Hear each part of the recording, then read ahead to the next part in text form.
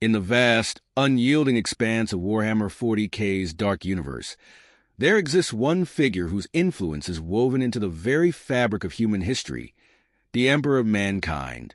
A silent guardian through millennia, the Emperor has steered humanity with a relentless resolve. He is an immortal being, born of an ancient convergence of psychers and shamans who, facing the chaotic perils of the warp, chose to sacrifice their lives to bring forth a singularly powerful soul. This being would protect humanity from the insidious threats lurking in the dark recesses of reality, emerging as a symbol of human strength, cunning, and survival. The Emperor's origins date back to roughly 48,000 BC, in the crumbling age of humanity's prehistory. Earth was a harsh and unyielding place, struggling against the rise and fall of primitive cultures and warring tribes. Few know of the Emperor's early years, for he chose to remain hidden, moving in the shadows, shaping and guiding rather than ruling openly. His extraordinary powers, derived from the warp, the spiritual dimension that could both enlighten and corrupt, allowed him to alter the course of human civilization. Known by countless names across the ages, he would inspire and sometimes lead, but always withdrew before becoming too conspicuous. For millennia, the Emperor watched silently, cultivating human progress from the background. His gifts, psychic and physical, were unparalleled. He could reshape human genetics and wield the energy of the warp in ways unimaginable to mortals, making him more than an observer. He was a shepherd. He inspired technological leaps, political alliances, and philosophical growth. He discouraged superstition and demanded a relentless pursuit of knowledge. In his hidden wisdom, he knew that humanity's survival would depend on unity, logic, and resilience against the creeping horrors of the universe. Yet, as ages passed, humanity diverged, and Earth began to fracture under the weight of war, ignorance, and fear. As the age of strife dawned, chaos swept across the stars, and Earth was swallowed by waves of techno-barbarism. Civilization as it had been known collapsed into ruin, with isolated city-states battling endlessly, their rulers clinging to primitive power and fractured ideologies. Earth, once a beacon of human achievement, had become a dystopian wasteland populated by violent tribes and petty warlords. In this savage world, the Emperor emerged, revealing himself at last to humankind. No longer content to watch from the shadows, he declared his intent to unite Terra under one rule, to forge a unified humanity capable of standing against the horrors of the galaxy. In a bold move, the Emperor assembled an army to bring his vision to life. His first soldiers, the Thunder Warriors, were engineered super soldiers of brutal strength and savagery. Though flawed, these warriors were necessary tools to forge a new world order, and the Emperor wielded them with precision. The Unification Wars began, a relentless campaign to conquer Terra and unify its warring factions. The Emperor, an imposing figure clad in golden armor and wielding immense psychic power, was a force of both awe and terror. His presence inspired a blend of reverence and fear as he cut through the armies of barbarian warlords, scattering their forces and crushing resistance with a single-minded ruthlessness. One by one, the tribes and warlords of Terra fell. The Emperor's path to unification was not without resistance, however. Some saw him as a tyrant, a self-proclaimed god intent on dominating humanity. In particular, he faced opposition from those who clung to religious faith or arcane practices, forces that he would neither tolerate nor indulge. He destroyed idols, dismantled cults, and broke the chains of superstition. This disdain for faith would follow him throughout his life, for the Emperor saw religion as a weakness, a force of division and false hope that would only distract humanity from its true potential. Through the brutal course of the Unification Wars, the Emperor revealed the depths of his ambition and his unwillingness to compromise. He gathered more than warriors. He recruited scientists, visionaries, and engineers who would aid in rebuilding society. His vision was clear, a human empire that spanned the stars, driven by reason, not ruled by fear. He was determined to create a secular imperium, one free from the chains of myth and superstition, where humanity would master its own destiny through intellect and courage. At last, the wars came to a close. Terra was united under the Emperor's rule, and a fragile peace settled across the battered planet. The Thunder Warriors, having served their purpose, were ultimately disposed of, a grim foreshadowing of the Emperor's willingness to sacrifice any tool that no longer served his plans. These genetically engineered brutes, who had fought and bled for him, were ruthlessly exterminated, making way for the Emperor's next, far more refined creations. With Terra finally under his control, the Emperor turned his attention to a grander vision: the unification of humanity not only on Earth but across the galaxy. He began work on the next phase of his ambitious plan: the creation of the Primarchs, his own sons. These beings, meticulously engineered with portions of the Emperor's genetic essence, would act as his lieutenants, his generals, and perhaps even his equals. Unlike the Thunder Warriors, the Primarchs would be scholars as much as warriors, imbued with intelligence, charisma, and strength unmatched by any other human. They would lead humanity's reconquest of the stars, spreading the Emperor's vision to worlds long abandoned and lost to time. And yet, the Emperor's journey was fraught with danger and unforeseen challenges. Even as he forged ahead with his plans, shadowy forces within the warp grew ever restless.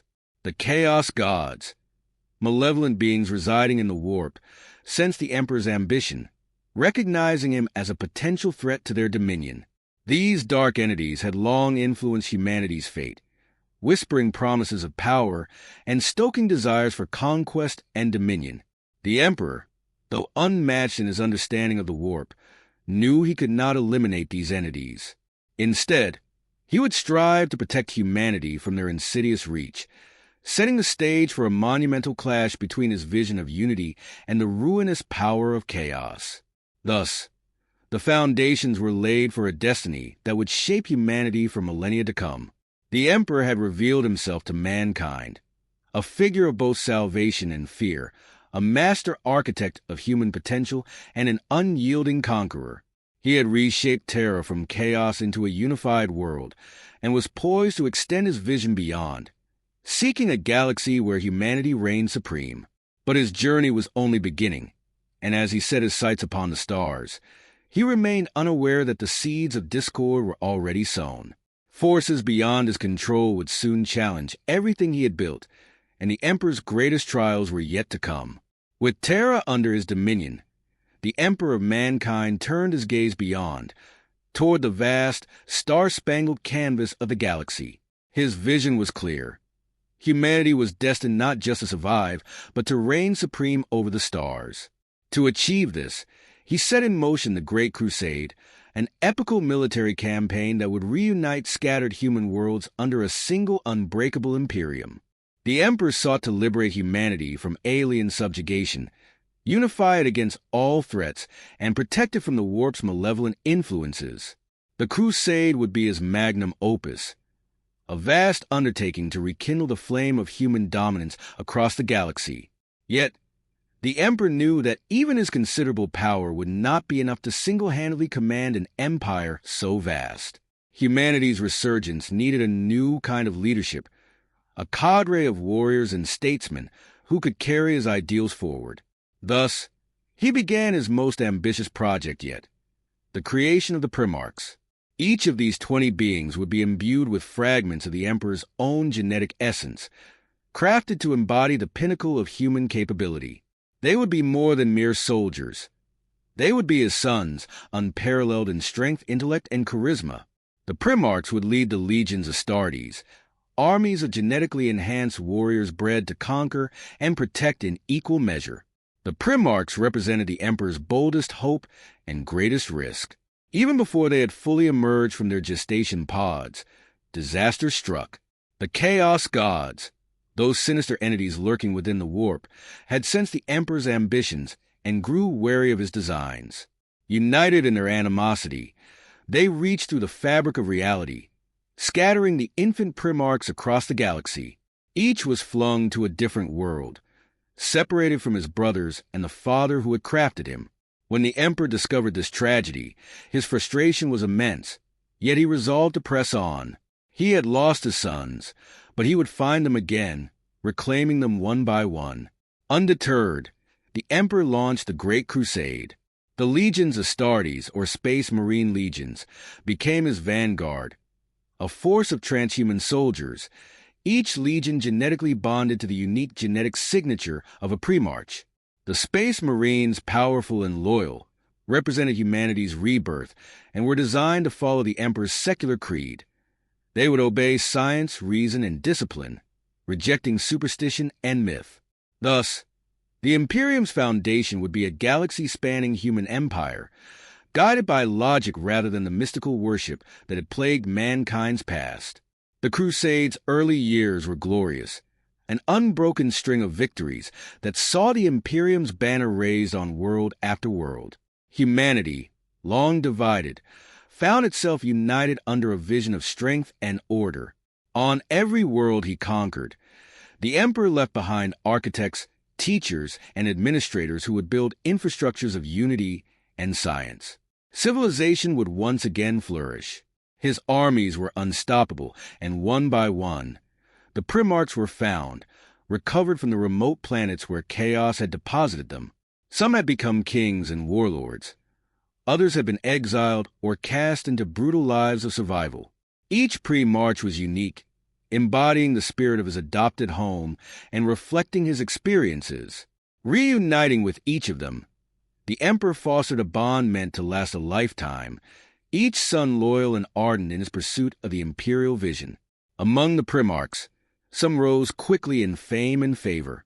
Horus, the first to be rediscovered, had served at the Emperor's side for decades, earning the title of War Master and becoming the de facto leader of the Great Crusade in the Emperor's stead.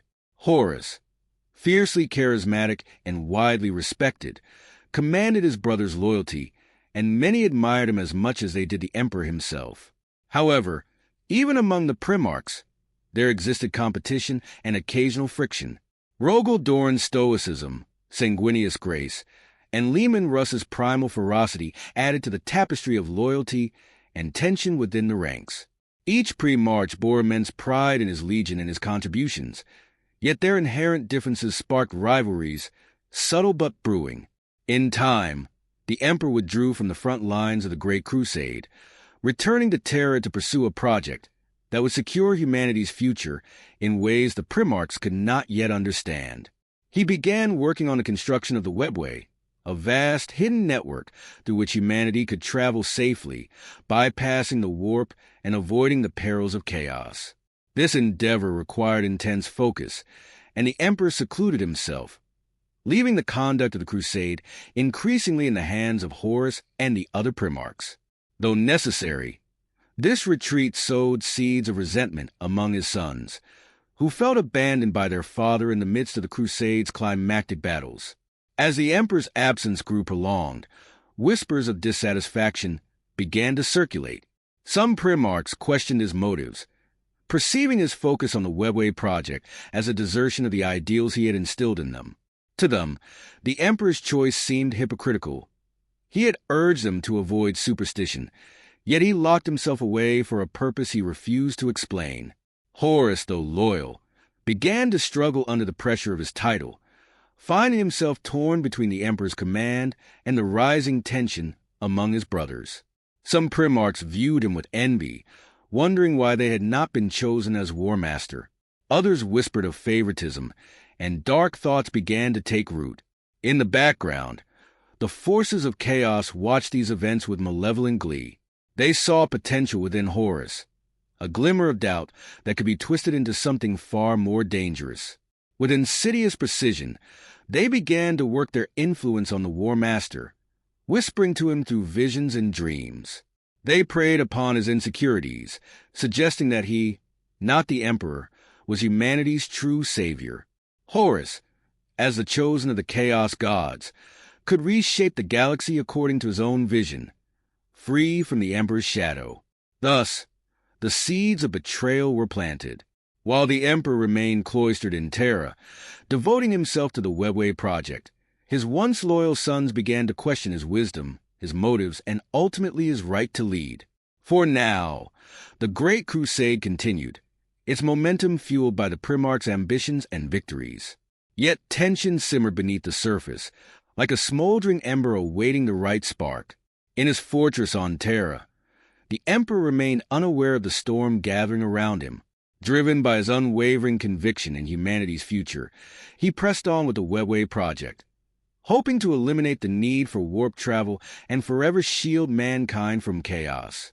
But this very absence, and his failure to communicate his vision to his sons, would soon have consequences he could not foresee. The stage was set.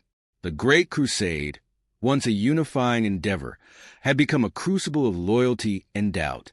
The Emperor had conquered worlds and found his sons, but the price of his ambition was coming due. In the shadowed corridors of Terra and the distant reaches of the galaxy, destinies were converging, bound for a tragic collision that would shake the Imperium to its core. The galaxy had known countless conflicts, but none so catastrophic as the Horus Heresy. What began as a glorious crusade to unite humanity became a nightmare of betrayal and destruction, driven by the Emperor's most trusted son, Horus. Once the Emperor's chosen war master, Horus was a figure of charisma and power, the pride of his legion, and admired by his pre-March brothers. Yet within him, the seeds of doubt had been sown, nurtured by the dark whispers of chaos. Tempted by visions of grandeur and plagued by resentment, Horus succumbed to the ruinous powers, setting him on a path to rebellion that would engulf the Imperium in war. Horus's fall did not happen in isolation. Slowly and insidiously, the Chaos Gods lured him, exploiting his disillusionment and amplifying the divisions between the Emperor and his Primarchs. Their influence twisted Horus's admiration for his father into jealousy and bitterness. They fed him visions of an Imperium he could rule, free from the Emperor's aloof control and devoted entirely to Horus's own glory. Under this malevolent guidance, Horus allowed his heart to darken, forsaking his loyalty and embracing a vision of an Imperium reforged under his rule. This was not just a personal rebellion. It was a complete defiance of the Emperor's vision for humanity. Horus's treachery spread quickly through the ranks of the Primarchs, dividing them into two camps: those who remained loyal to the Emperor and those who sided with Horus, drawn by personal grievances or a lust for power. Some Primarchs, like Fulgrim, Ongron, and Mordorion, were pulled into the orbit of chaos, seduced by the forbidden promises of strength and freedom. Others, like Sanguinius, Rogel Dorn, and Robert Gilliman, remained faithful, resolute in their devotion to the Emperor and his ideals. Brothers who had fought side by side now found themselves on opposite sides of a brutal civil war. The galaxy descended into chaos as the legions fought for supremacy. Countless human worlds, once united under the banner of the Great Crusade, became battlegrounds ravaged by the fury of pre-March against pre-March, legion against legion. In his rebellion, Horus unleashed a brutal war that tore across the stars, transforming the Imperium from a realm of order into one of blood and fire. The Emperor, aware of the looming catastrophe, had no choice but to confront his fallen son. He returned to the throne room on Terra, fortifying his palace for what would be the final, decisive battle in this war of legacies. As Horus and his traitor forces drew near, Terra became the Imperium's last bastion, its remaining loyal forces preparing to make their final stand. Rogel Dorn, pre-March of the Imperial Fists, led the defense, transforming the Imperial Palace into a fortress armed with legions of soldiers, defenses of unparalleled strength, and the steely resolve of those who still believed in the Emperor's dream. Sanguinius, the angelic and noble pre-March of the Blood Angels, stood by his brothers, embodying the hope and resilience of humanity even in the face of overwhelming darkness. Together, they awaited Horus, fully aware that this confrontation would decide the fate of the galaxy. The siege of Terra was relentless, an apocalyptic clash that shattered the walls of the Imperial Palace and darkened the skies with the fury of war. Horus himself descended upon Terra with unrestrained violence, leading his traitorous legions as they breached the palace walls and surged forward in an unstoppable tide of devastation. The battle raged on every level of the palace, with no quarter given on either side. Amidst the carnage, Sanguinius faced Horus directly. Despite his valor and skill, he could not match the chaos-empowered War Master. Horus struck him down, killing him in a brutal display of power that further deepened the Emperor's anguish. At last, the Emperor confronted Horus in the throne room. Father and son faced each other for the first time since the rebellion had begun, now irreparably divided. Horus, filled with the wrath of chaos, had transformed into a creature barely recognizable as the beloved son he once was. The Emperor, despite his godlike strength, faced his son with a profound sadness, recognizing both the betrayal and the tragedy of their conflict. This was a battle not only for the physical fate of humanity, but for its very soul. Their final clash was legendary, an epic struggle that defied mortal comprehension. The Emperor, wounded by both physical and emotional blows, poured every ounce of his psychic power into defeating Horus. The duel was merciless, with the Emperor enduring brutal injuries, yet refusing to surrender. Finally, in a last act of desperate strength, the Emperor unleashed his full might, annihilating Horus with a psychic assault so powerful that it obliterated his soul, forever banishing him from existence. In that terrible victory, however, the Emperor was mortally wounded, his once vital form shattered and broken. In the aftermath, the Emperor's loyal followers carried his ruined body to the Golden Throne, a life support mechanism designed to sustain him in a state of eternal stasis. Now barely alive, he was entombed upon the throne, his consciousness trapped between life and death. From this seat, he would forever guide the Imperium, his will projected across the galaxy as a psychic beacon, the Astronomicon, that enabled space travel and protected humanity from the warp. The Emperor, once a figure of unstoppable vitality, became a silent, spectral presence, revered as a god by the very people he had sought to free from superstition. The Horus heresy left a scar upon the Imperium, one that would never heal. Humanity's brightest moment, the Great Crusade, had become its darkest age, and the galaxy was plunged into an era of fear, suspicion, and endless warfare. Loyalist forces, led by the surviving Primarchs, endeavored to rebuild the Imperium, though it would never return to its former glory. The Emperor's vision of a rational, secular Imperium was all but lost, replaced by a theocracy that worshipped him as the God Emperor, a tragic irony that ran counter to everything he had once believed. The Emperor's legacy became a paradox. He had sought to liberate humanity from the chains of faith, yet in his ruinous sacrifice, he was immortalized as a divine being. His sons, once envisioned as champions of humanity, were now scattered, broken, or twisted by the horrors of chaos.